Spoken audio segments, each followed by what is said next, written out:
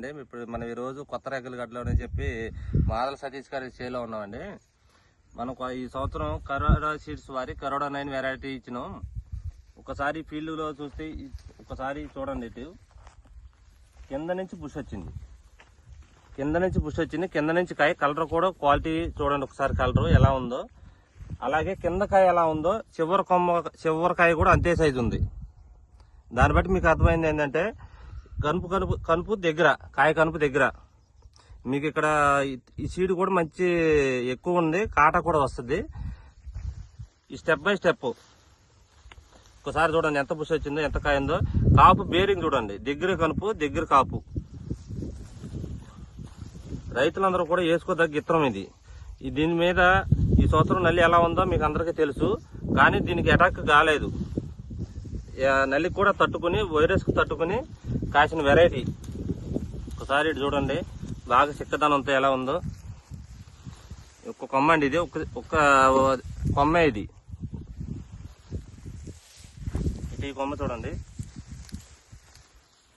చాలా excellent variety అండి. బాగా చిక్కదనం, కాయ కలర్ కూడా ఎక్సలెంట్ క్వాలిటీ. సార్కోన్ మీద కూడా మంచి కలర్ ఉంది, సైజు కూడా బాగుంది. కాట వచ్చే నల్లి ప్రభావం లేదు, వైరస్ ప్రభావం లేదు. మీకు ఒకసారి చూసుకుంటే కింద నుంచి కాపు ఉంది, కాపులో కింద కూడా తాలు లేదు, వైరస్ లేదు. ఒకసారి చూడండి, కింద నుంచి తాలు శాతం చాలా తక్కువ, 1% కూడా లేదు, చాలా తక్కువ. కాయ ఎక్కడ కూడా తాలు లేదు. కాపు మట్టికి చిక్కటి కాపు అండి, దగ్గర కనుపు. కిందకాయ ఎలా ఉంది ఒక్కసారి ఇటు చూడండి, ఒక కొమ్మలోనే ఎలా ఉన్నాయో. మంచి కలర్ అండి. రైతులందరూ కూడా గుండెల మీద వేసుకోదగ్గ ఇత్తనం ఇది.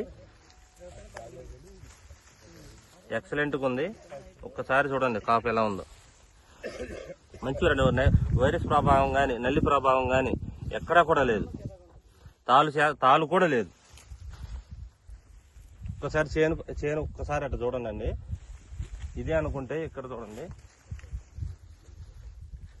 ఎలా ఉందో. ఎక్సలెంట్ అండి. కింద కాపు బేరింగ్ చూడండి ఒకసారి, దగ్గర కనుపులు కాపు బేరింగ్ బాగా బుష్ వచ్చి ఎక్సలెంట్గా ఉంది. ఇలాంటి వెరైటీ మట్టికి వేసుకోదగ్గ చాలా మంచి వెరైటీ ఇది. కరోడా సీడ్స్ వారి కరోడా 9. మనం ఈ ఇత్తనం వచ్చేసి శ్రీ ఐపాస్ దప్పలపూడి సీడ్స్ మక్కపేట అండి, నరేష్ గారి దగ్గర తెచ్చినాము.